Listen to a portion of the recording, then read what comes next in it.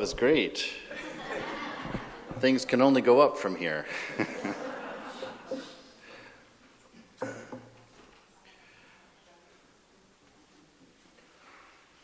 Wonderful. Well, here we are. Good to see, gosh, everybody plus out there. I'm very excited, actually, for several reasons. One, I have to say, one of the best weeks of my life, really a special gift from Mother, and I'm going to share a lot of the reasons why. And there's only been a few moments in my life that have been similar to my experience in the last week. And every one of them came at the end of a great, I don't want to overstate it or be dramatic, but a great tribulation, a lot of inner turmoil, a lot of trying to work through things or figure things out or to find some stability. And just when you really resign, really, to the fact that this is just the way it's going to be, it's been my experience that that's always a time that Mother steps in and just teaches you something of love, teaches you something of grace, teaches you something of acceptance. And I want to talk about some of that this morning, but wander into many other things as well. I want to start with St. John of the Cross, as soon as we finish, starting with Hafizs, that is. He makes some wonderful statements about spiritual life and spiritual habits, which is really what we're trying to talk about and trying to understand. It's always a great confusion in spiritual life because as a Swami, I've been speaking now for, six years, I guess. And after a while, I start feeling a little bit insecure because I start realizing that I keep saying the same things over and over and over again. And then you read the gospel and you realize that Thakur did the same thing. So don't feel so bad about that. But it made me wonder, what is it in spiritual life? What is the key? What is the thing that I'm missing that I can keep hearing the same things over and over and over again, and yet somehow not understand them, not ascend to them, not to be able to plumb the depths of them? And I think that Swami Chidbrahmananda has given us that answer quite a few times this weekend, that it's in the practice. That if you're not content with what you know of God, don't write out a question about it. Don't raise your hand about it. Sit down and do your practice. Add time to your practice. Add quality to your practice. Add effort to your practice. Add your heart to your practice. And see if that doesn't make a big difference for you. Do the things that you know you should do, but you give yourself permission not to do. That's surrender. That's giving up. That's letting go of the ego and living according to the word of the beloved. Taking the suggestions, the advice of love itself for the quality of your life, to improve and to grow. Hafizs writes a poem about it, of course. He has a poem for every occasion. Today he says, I've read this one before. I'm not going to say that again. I say that every lecture. I'm not going to say that I said it again every lecture. Again, the work starts. As soon as you open your eyes in the morning, hopefully you got some good rest last night. Why go out into the city or the fields without first kissing the friend? The friend who always stands at your door. It only takes a second. Habits are human nature. Why not create some that will mint gold? Your arms are really violin bows, always moving. I have become very conscious upon whom we all play. Thus my eyes have filled with the warm, soft oceans of divine music, where the jeweled dolphins dance and leap out into this world. That idea, at first when I read where jeweled dolphins dance, then leap out into this world, part of my mind kind of rolls its eyes and thinks, oh, that's a little new agey for me. But when I begin really thinking about what that means experientially, that within you is divine love, pure love, completely free of condition, full of grace, full of compassion, and it stands behind the gate of your mind. And in the purity of your mind, you throw open those gates. You stop with the ideas of me and mine that limit your ability to express that love, to let it flow out in its torrents. But that divine love within you creates ideas in your mind, creates images in your mind. Those images then turn into actions, and those actions are your jeweled dolphins leaping out into this world. So earlier there was a question about the selfishness of practice, which resonated with me, because that was one of my first questions to Swami Prabhupada in the monastery.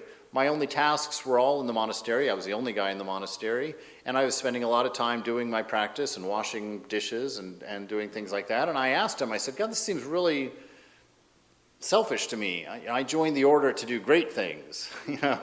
I joined the order to lead the army and wave my flag and, take Thakur's message to the millions. I said, why is it that this practice seems so selfish? And he says, well, it is selfish. It's very selfish. He says, the problem is that your sense of self is very small. He said, through your practice, you'll understand that yourself embraces everyone, that there's no one outside of that boundary. And your living for yourself will be your living for the better and service of everyone. And I thought, what a beautiful idea that is, worthy of our practice, worthy of our sacrifice, and worthy of our surrender. Eckhart Tolle, everybody probably has heard of him. He wrote a great book, which probably many people have read, called The Power of Now. And in this book, he talks about his a spiritual experience that he has. He calls it his enlightenment experience. Some might have different names for it because it was very definitely for him an experience. So it wasn't nirvikalpa, but it was a vision of the divine. And he makes some very interesting points about it that I think will be very helpful for us. As you know, he struggled a lot with depression, with severe depression. And there's a lot of people in the world today struggling and suffering from severe depression. And so when I know that and then I see a spiritual experience happen in the midst of that, my attention goes up and I think, I want to know what he's talking about. He woke up one night in the middle of the night, and as many of you know, in the middle of the night when you wake up, certain ideas become amplified in your head that in the morning don't seem nearly as important as they did when you woke up in the middle of the night. So he woke up in the middle of the night with this severe depression going on in his mind. And he was not feeling good about himself and feeling that he couldn't go on anymore. And he said to himself, I cannot live with myself any longer. This was the thought that kept repeating itself in my mind. So he's suicidal. He's thinking about ending it. He says, this was the thought that kept repeating itself in my mind. Then suddenly I became aware of what a peculiar thought it was. Am I one or two? If I cannot live with myself, there must be two of me, the I and the self that I cannot live with. Maybe I thought only one of them is real. He fell asleep with this idea and woke up a couple of hours later, and he says, I was awakened by the chirping of birds outside the window. I had never heard such a sound. My eyes were still closed, and I saw the image of a precious diamond. Yes, if a diamond could make a sound, this is what it would be like. I opened my eyes. The first light of dawn was filtering through the curtains. Without any thought, I felt, I knew that there is infinitely more to light than we are aware. That soft luminosity filtering through the curtains was love itself. Tears came into my eyes. I got up and I walked around outside the window. I'd never heard such of the sound of birds filling my ears like this before. I recognized the room as I walked around, and yet I knew that I had never truly seen it before. Everything was fresh. Everything was pristine, as if it had just come into being. I picked things up, a pencil, an empty bottle, marveling at the beauty and the aliveness of it all. That day I walked around the city in utter amazement at the miracle of life on earth. as if I had just been born into it. For the next 5 months, I lived in a state of uninterrupted, deep peace and bliss. After that, it diminished somewhat in intensity, or perhaps it just seemed to because I returned to my natural state. I could still function in the world, although I realized that nothing I ever did could possibly add anything to what I already had. There are so many beautiful things in that are a promise to you. If I were to ask you, and I wanted to ask, and if we were in a small group, you would have already written it down on a piece of paper, I would say to you, ask you, what are the things in your life that you are most thankful for? And most of us would say things like my children, my family, my job, my life, whatever, all these things, my spiritual practice even.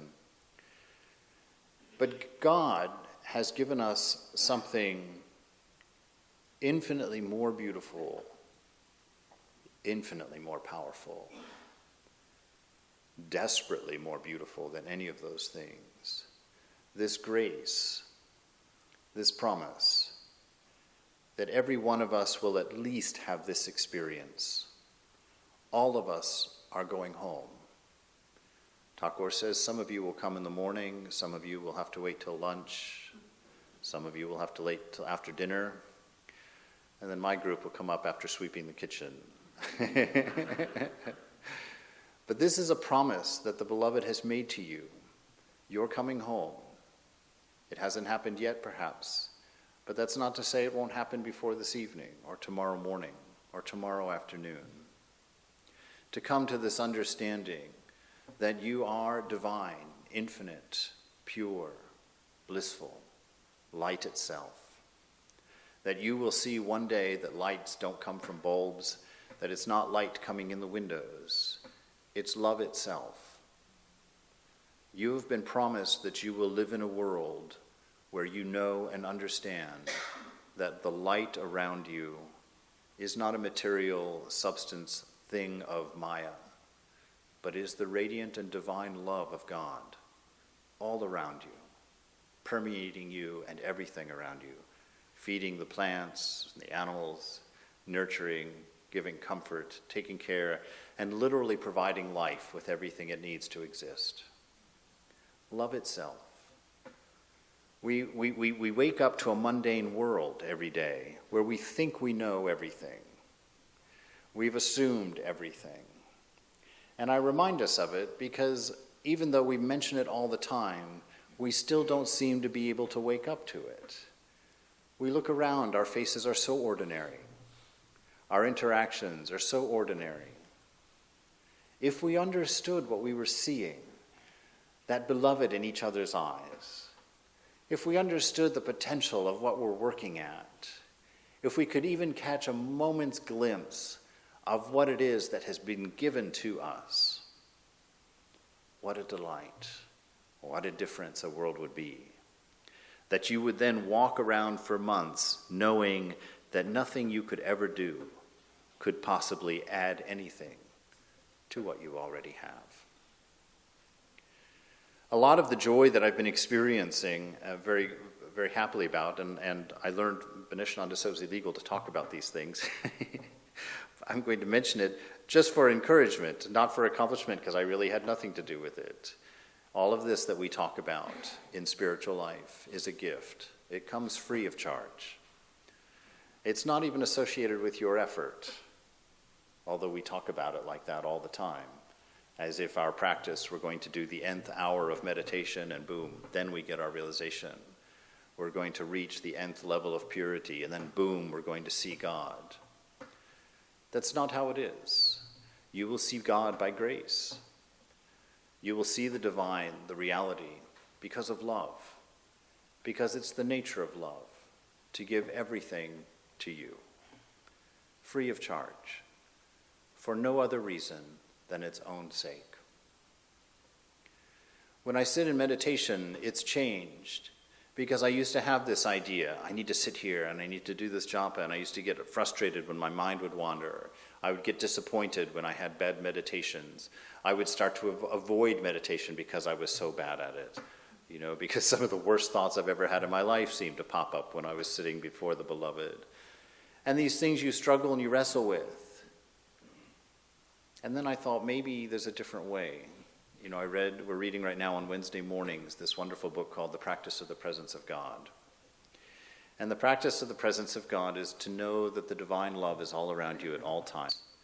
That divine idea, the highest ideal of love, the highest ideal of warmth, of compassion. This is what God is. In the practice, in the mundane world, the material world that we live in, God has become a strange word. It's become a perverted word. It's become a word of judgment, a word of anger, a word of division, a word of separation, a word of denying rights and giving rights, of special rights and whatever, nonsense. Things that God herself just would have nothing to do with, is nothing to do with. It's the play of ignorance, a play of misunderstanding. God is your highest ideal. It is the person you love the most times infinity. It is the child you feel the most tender about times infinity. That is the beloved. God is just a word for that. You could never point at a thing called God because it's beyond anything you can imagine. And it's your nature. It's what makes you breathe. It's what beats your heart. It's what keeps your body temperature going. It's your very existence. The very matrix of this reality that allows you to think you exist is a gift from the beloved.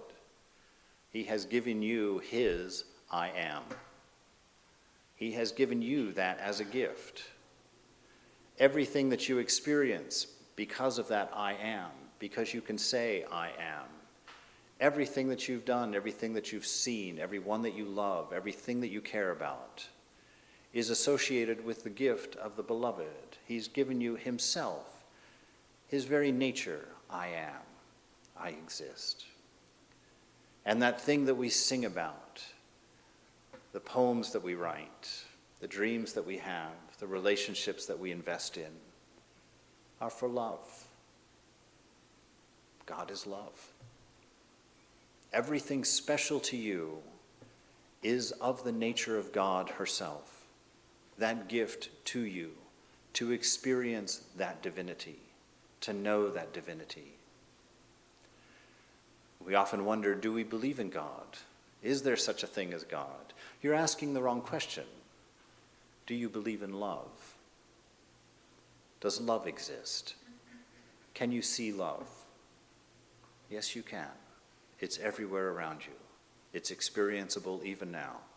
Turn to your neighbor and give them a hug. There will be love there. The giggles of discomfort afterward, as pleasant as they are, would be a gift of love, because of love. So your I amness, your being, the love that you crave and enjoy so much in this world, from God. Your ability to change is the third gift he's given you, of his very self. Intelligence. What is intelligence? It's the ability to stop making the same mistake again and again and again. That's a gift. To be able to grow and to transcend. That is God himself in you, a gift to go along with your existence, to go along with your love. He's given you the intelligence that you might one day find that you are that you are your own best gift. In that sense. But how do we reach that? How do we get to that place? How do we understand that? The Piece Pilgrim had a similar experience that I like to read. And I chose these people because they're not swamis. They're not monks. Many of them weren't even religious. They were just people who were true, who were earnest, who were sincere. And the beloved gave himself to them. The Piece Pilgrim, she walked out of her house for the sake of peace. one morning. She was living in the period of the Cold War, where there was the threat of nuclear war all around all the time. There was a stress in schools. We were going through little hilariously useless practices of climbing under our desk in case of a nuclear attack. So you die under the desk instead of in the chair. What's the good of that, But she lived in a period like that. What did she do? She walked out of her house and she vowed that she would not step into a home again, that she would speak only of peace, only of love until she died. And she says when she was on her journey, she walked back and forth across this country something like 10 times, 14 times, I don't know, some inordinate a number of miles, walking the entire time, staying wherever place was found. And there's many stories in her book. We've got it in the bookshop out there, the Piece Pilgrim, where she just talks about what that life was like and what she learned. And it was one morning, she says, I was out walking. It was early in the morning. And all of a sudden I felt very uplifted, more uplifted than I ever had been.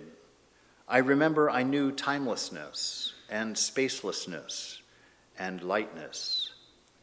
I did not seem to be walking on the earth, but every flower, every bush, every tree, everything seemed to wear a halo. There was a light emanating around everything. It seemed as if there were flecks of gold that fell like slanted rain through the air. The most important part was not the phenomena. The important part of it was the realization of the oneness of all creation. That unity. A gift from the beloved. A gift that you can use your intelligence, your being, and your love to find, to touch, to experience. When you sit to meditate, instead of meditating to realize something, assume you already know it. Assume that you don't have to work to be with God. Assume that you don't have to be pure to find His approval, to find His love for you, to find His grace. Assume that actually there was nothing that you needed to do except accept, to take the gift. Allow yourself to trust in that love. Sit and enjoy the beloved for a moment, and stop the working for something that's already been given to you. You walk in God. You breathe Him in. You exhale Him. You eat Him. You sleep in Him. You've never seen anything but Him. You've never experienced anything but Him. Begin assuming that freely, openly. When you sit down to do your meditation and the idea of your beloved enters the mind, know that He's with you. Know that He is already aware of everything you want to hold up to keep yourself separate. And He has chosen to bring you near. He's chosen to give you a moment of thought with Him, unjudged, free, to experience your infinity in a moment by getting lost from time, not realizing that time is even passing in His company. Make assumptions about your relationship with the beloved. Accept the gift of grace. Now everybody's mind is like, but. No buts. Because what will happen is your mind will turn. And instead of working for something, instead of being a slave to something, instead of being beaten from behind to attain, to reach, to do, I've got to do 1 more hour of meditation, I've got to do 500 more japas, I've got to go to that lecture, I have to go do karma yoga at the temple. Instead of doing it from that perspective, where you're going to get something or work for something or purify something or get a better birth or whatever it is, whatever fantasy you've arranged for yourself to work for, get rid of it. And go because you already have it. Go in response to grace and not in search of grace. Sit with the beloved and know that He's already with you. That it's not a matter of separation. It's a matter of you not accepting, not opening and not seeing. wanting to pay attention to your faults, to your shortcomings, to your separateness, to your doubt. Lay those things aside. There's a poem by Hafizs where a young disciple goes to his guru and says, I want to talk to you about the problems of my attachments. And the guru looks at him and said, oh, we can certainly do that, but why would you ever come to the well of immortality and bliss to talk about your problems? Is that really what you want to think about? Is that really what you want to know about? Set them down. Let go of them. And let God fill your mind. Let grace fill your mind. Sri Nisargadatta, who is very much an Advaitist, is talking with one of his disciples, and he says to him, from my point of view, everything happens by itself, quite spontaneously. But man imagines that he works for an incentive, imagines that he works toward a goal. He has always a reward in mind and strives for it. To want nothing and to do nothing, that is true creation. To watch the universe emerging and subsiding in one's heart is a wonder. The questioner says to him, well, is there no need for effort then? Maharaj says, when effort is needed, effort will appear. When effortlessness becomes essential, it will assert itself. You need not push life about, just flow with it. Give yourself completely to the task of the present moment, which is the dying now to the now. For living is dying. Without death, life cannot be. You see, it's taking yourself out of the wheel of samsara, stepping back from your karma. Karma exists in the mind. Karma doesn't hold you down. It's your refusal to let go of your karma that holds you down by believing your identity with the mind. How do you know that? Because one of the things the scripture said about God is that he keeps no record of wrongs. God is love divine. He's not the one keeping the tally. You're keeping the tally. Your mind is the machine of cause and effect. Your mind is the machine of relativity. Your mind is what holds your responsibility to this world, to your mistakes, and the identities that you've tied up to it. And it's your mind that won't let go. How do I know that? Because Mother told me that. Mother says you can have your realization this moment, if you want it. If you want it. But the ego won't let it, because to accept infinite grace, what? Requires infinite humility.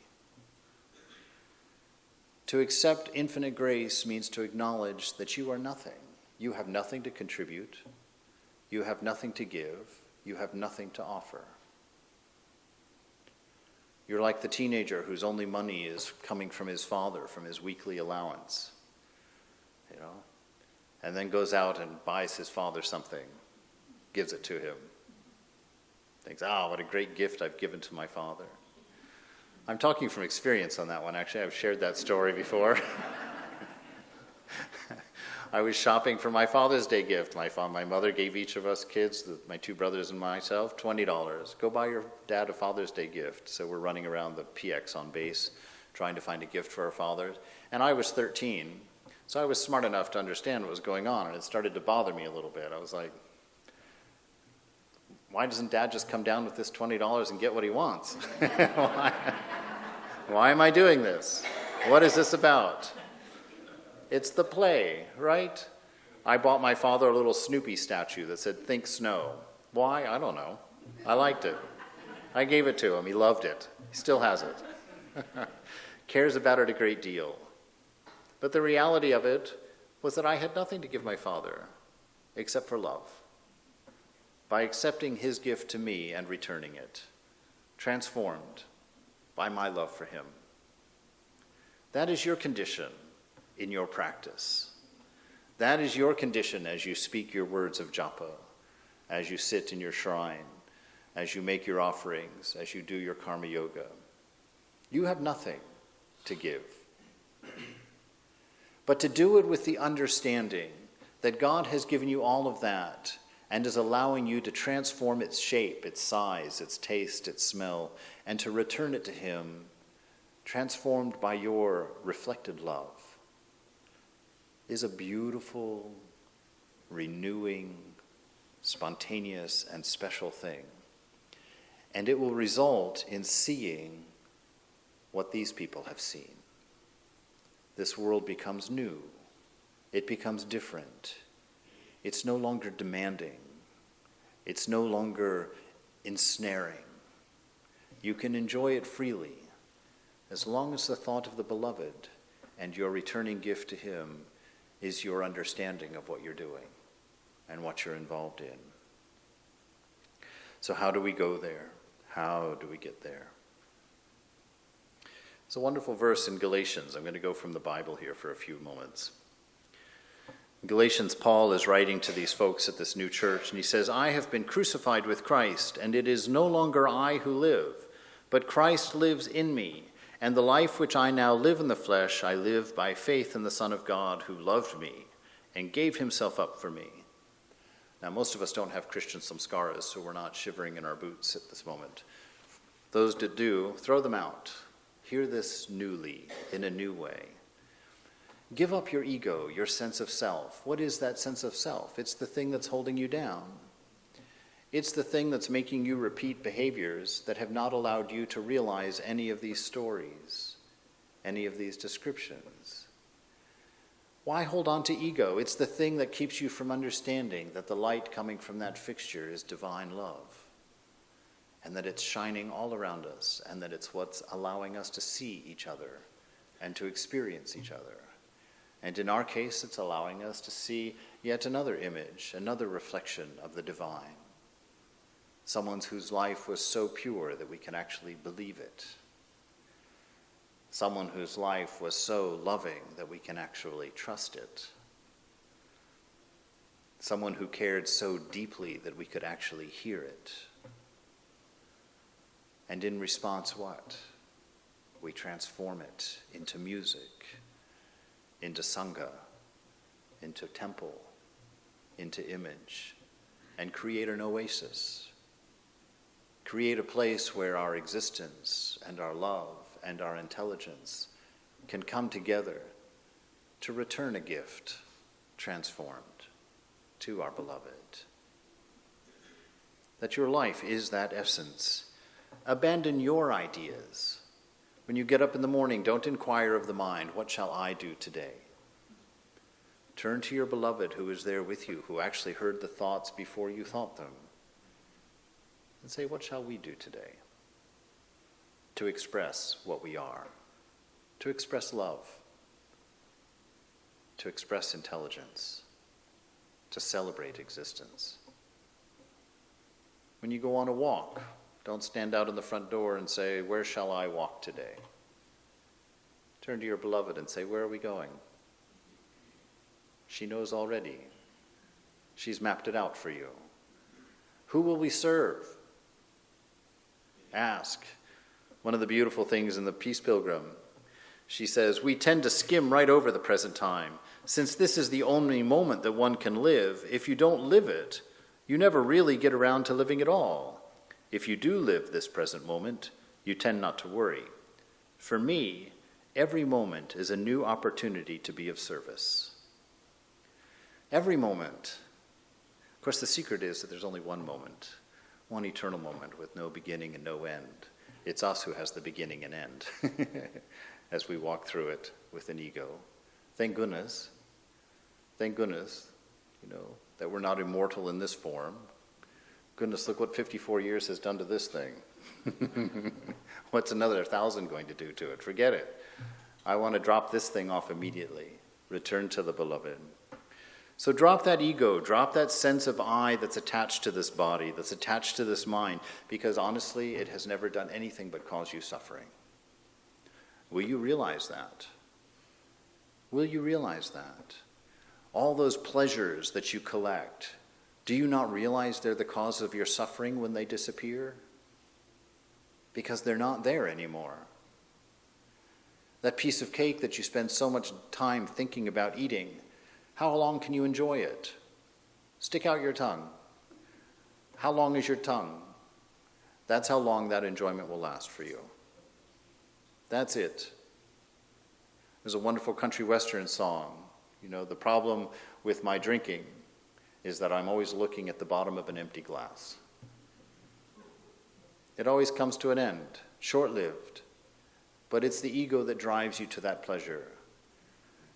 It's metering out of love to you. It's miserliness in the way that it contains the beloved within its own boundaries. Afraid, small, scared, unsure, never knowing. Why hold on to that?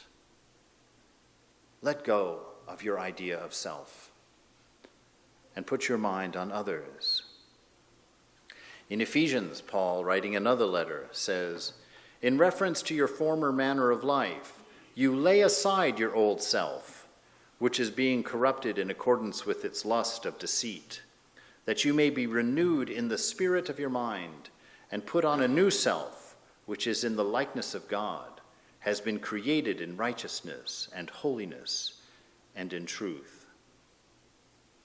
He goes on to say to the Philippians, "More than that, I count all things to be loss in view of the surpassing value of knowing Christ my Lord, for whom I have suffered the loss of all things. I count them but rubbish, that I have gained him." That's the attitude toward our pleasures, toward our desires, toward our dreams, toward our aspirations, toward our ambitions. Rubbish. Throw them out. They are worthless. They are nothing to you. They are nothing to the world. Only thing in you that is anything to this world is the image of the beloved that has been firmly planted there to shine, to reflect that divine nature, to reflect that divine love. The only thing good in you is God. If you take that personally, you haven't laid it down yet. If you see that as an insult, it's because you're clutching to something false still. Clutch to that divinity, and a sentence like that is freedom. A sentence like that is bliss. It's an opportunity for service. He lays out a very interesting way of preparing yourself to come to this state, because that's really where our practice hits the ground, right? He says to the Ephesians, "Put on the full armor of God, so that when the day of evil comes," when that day, when that ego starts to raise itself up, that somebody bothers you one time too many, you get cut off in traffic one time too many, the day of evil has arrived. How you react. He says, "Put on the full armor of God, that you may be able to stand your ground." What is your ground? Love, existence, service, caring, compassion, a deep desire of our knowing of oneness with all things. Stand your ground, and after that you have done everything to stand. Stand firm then, with the belt of truth buckled around your waist. That's the number one thing, the thing holding your pants up. The belt around your waist. If you're in a sari, you have to imagine. Put a buckle of truth around your waist. What is truth? It's that integrity that we talk about, right? That lining up of what you say, what you do, and what you think. To take one step forward in spiritual life, those three things must be in you. Truth, that integrity. Your mind, the things you think about. Your mouth, the things you say. Your actions, the things that you do, should all be in alignment. It's not sitting there, thinking nasty things about somebody and giving them that, Cheshire grin, that fake love based on nothing. It's not that. It's not that. Put on that belt of truth, that integrity. Test yourself. Earlier Swami Chidbrahmananda mentioned, seeing that oneness is your Vedanta real. And he mentioned gay and lesbian people, and the transgender movement.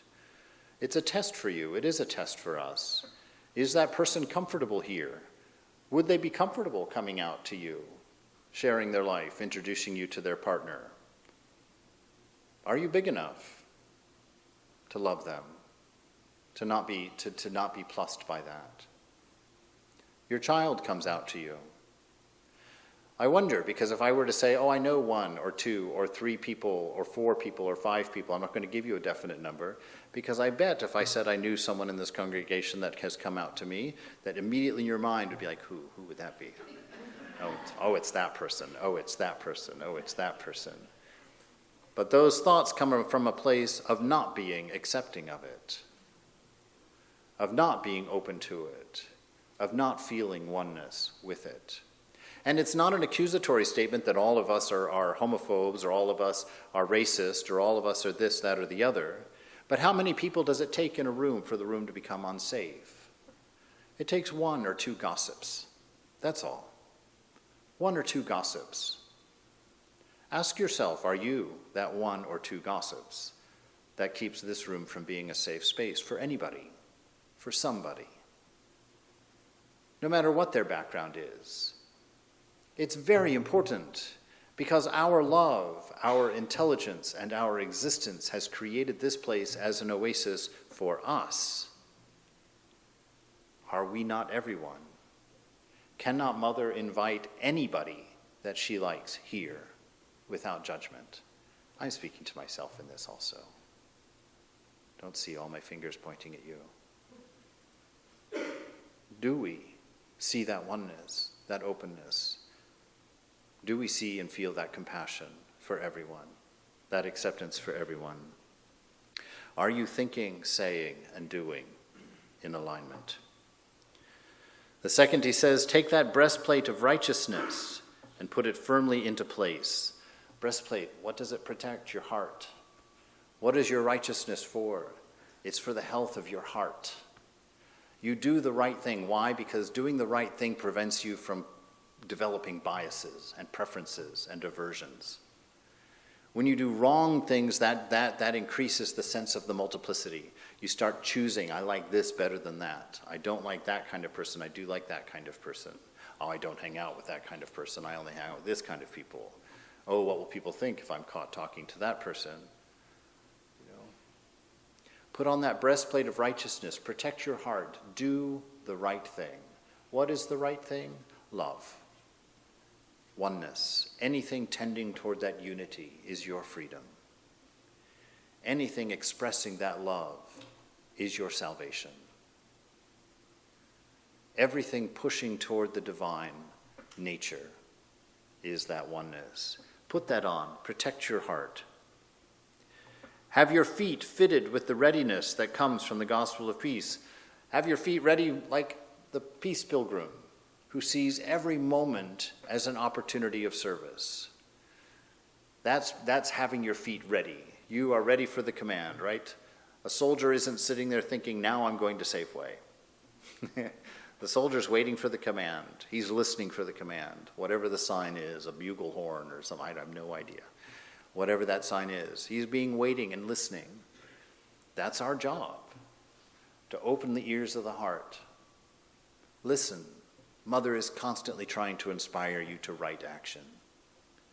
She's constantly trying to show you the right way, to find peace, to find compassion, to find strength, to find the will to live, to find the will to get up and try again.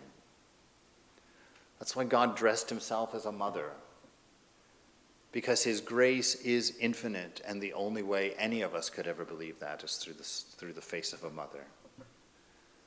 The only way we could hear that grace would be through the face of a mother, or perhaps the face of a father for some of you, or a face of a brother, or a face of a god, or a goddess, or God. That was the wrong way to turn for that one. God, the ungod. Free even of that idea. Yes. Fit yourself, your feet with readiness. In addition to all of this, take up the shield of faith. Take up that shield of faith. What is our faith in? Do we have to believe things of fancy without evidence? No. No, faith is listening to the things that you know inside that that don't fit with what's happening outside. What kinds of things are those? Well, take for instance this what Eckhart Tolle was doing. Listen to your own mind. He heard himself saying, "I can't live with myself anymore." I began thinking, if we were a smaller group, I'd have you writing down the second thing right now. What are some other things that you say that don't make sense in light of the theory of you being a body-mind? How about when I was talking to myself? How do you talk to yourself? I reflected on that idea. What does that mean? I reflected. It means you were looking at something, seeing something reflected back to you. What was being reflected? Why is that a word that everybody uses about thinking, reflection? That's an insight. It's a pointer for us. Pay attention to things like that. They're fun and they're everywhere. Those notions and ideas. This faith is the knowing that you're infinite when you've never seen anything that's infinite. It's knowing that you're immortal when you've never seen anything that's immortal. Why? Because if that didn't exist, how would you know of it? How would you know of it if it didn't exist? You can't see it outside of you, so you must have brought it with you. You must have brought that into this world with you. The idea of your immortality and your infinity. This is faith. To act on what you know is right is faith. To be able to let go of your own needs and trust that they'll be taken care of is faith.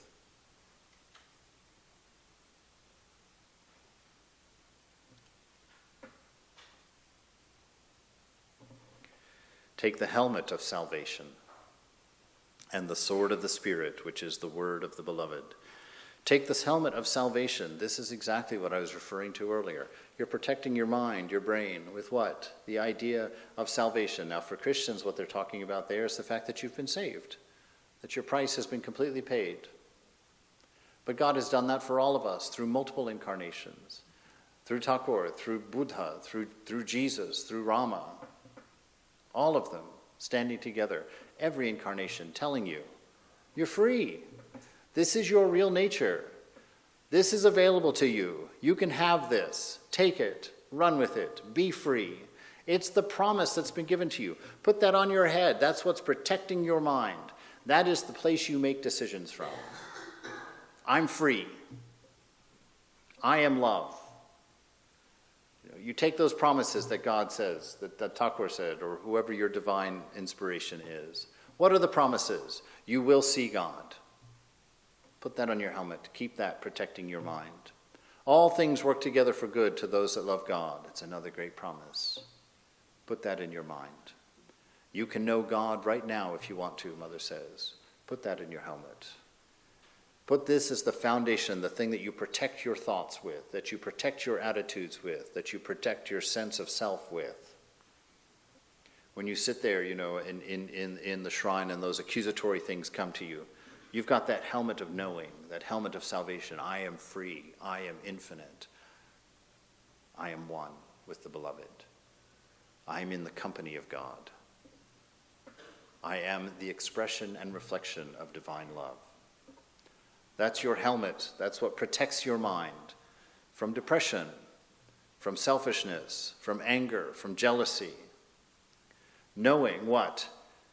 Things like what Eckhart Tolle says, to know in this moment I cannot add one thing to myself that I do not already have. That's a great piece for your helmet of salvation. A great thing to put before all of your thinking. For no man can serve two masters. I'll close with that. Matthew 6, he says, no man can serve two masters. You can't serve yourself and the beloved. You can't maintain your ego and your spiritual life. One of them's going to go. One of them's going to go. If you're an Advaitist, my favorite sentence, it's not God who disappears. It's you. Don't be afraid. No man can serve two masters, for either he will hate the one and love the other, or he'll hold to the one and despise the other. You cannot serve God and materialism. Therefore I say to you, take no thought for your life, what you're going to eat, what you're going to drink, or for your body, what you're going to put on it. Is not life more than food, and the body more than clothing? Behold the birds of the air. They don't sow, they don't reap, they don't gather into barns, and yet your heavenly Father feeds them. Are you not much better than they? Which of you, by taking thought, can add 1 inch to your stature? And why take you thought of your clothing? Consider the lilies of the field, how they grow. They don't work, neither do they spin. And yet I say unto you that even King Solomon in all of his glory was not dressed like one of these. If God so clothes the grass in the field, which today is and tomorrow is no more, will he not much more clothe you, O you of little faith? Therefore take no thought, saying, what am I going to eat, or what am I going to drink, or how am I going to be clothed? For all of these things the ignorant seek. For your heavenly Father knows that you have need of all of these things. But seek first the kingdom of God. Seek first his righteousness, and all of these things will be yours. Give yourself up to the beloved. Give up to love. Give up to faith. Give up to compassion, to service. Stop thinking that you're the one making all these things happen. I remember one day, I was in 1997, I was part of an organization called the Shanti Project, and it was a group of volunteers that went to AIDS patients who were living at home, who couldn't do things for themselves. And I had a client who was my same age. He was 27. And I went to his house one morning to do my daily service for him. And there was a moving truck in front of his house and an old man coming in and out of the house with his stuff. And I came to the little gate, and the man stopped putting stuff in the truck and came over and said, "Hi, can I help you?" And I said, "Yeah, I'm here for Gary." He said, "Oh, who are you?" I said, "I'm his Shanti Project volunteer." He said, "Well, Gary passed away." Sorry, I didn't realize I still thought like that, but he passed away. And I was like, oh my God, he was fine yesterday. How did that happen? And I walked up to the top of this big hill that was at the end of the block from his house, and I sat up there, and I looked out and I could see no evidence that Gary had passed away. The traffic was full on Market Street. The hikers were going up and down the hill. The sun was shining. The breeze was blowing.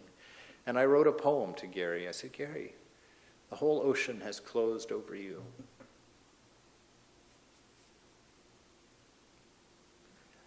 But I'll remember you.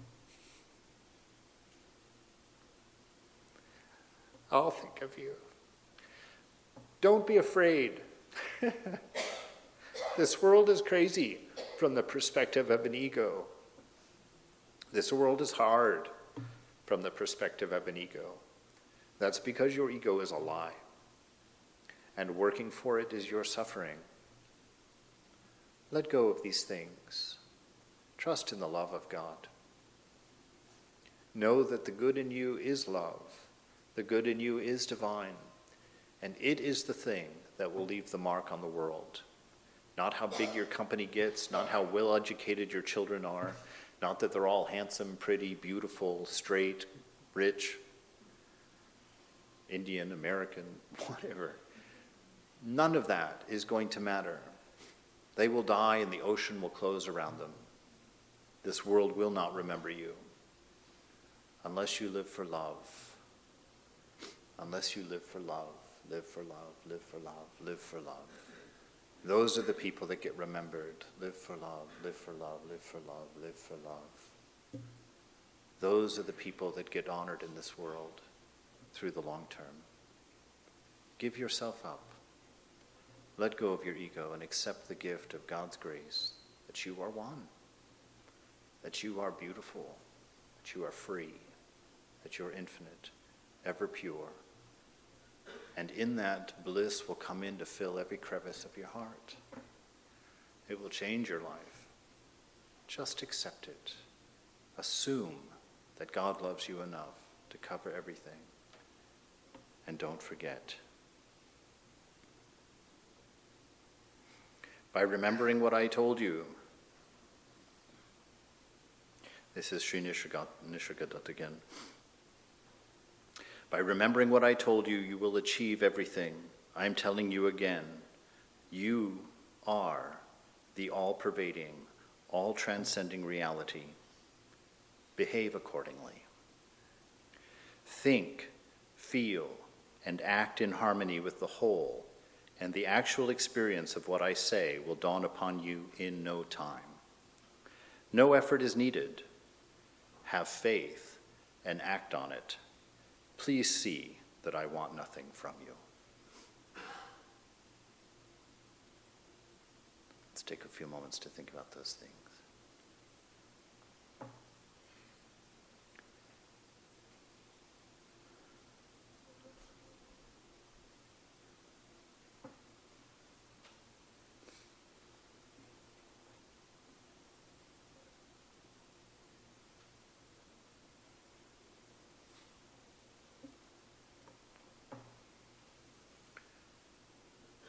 Why all of this talk of the beloved? Why all of this talk of music and dancing and liquid ruby light that we can lift in a cup? Because it is low tide, my friends, a very low tide in this age and around most hearts. We are exquisite coral reefs, dying when exposed to strange elements. God is the wine ocean we crave, that we miss, flowing in and out of our pores. God bless us all.